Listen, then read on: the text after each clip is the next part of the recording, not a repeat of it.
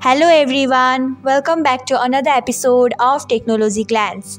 Today in this video, I am going to guide you through how you can turn on Enter key on WhatsApp. So let's get started. Watch till the end and don't forget to subscribe to Technologyglance by hitting the subscribe button and press the bell icon so that you will never miss another update. Without further ado, let's get started. Firstly, open WhatsApp app in your device.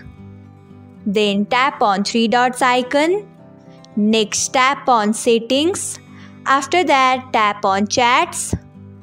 Then tap on Enter is send. So this is how you can turn on Enter key on WhatsApp.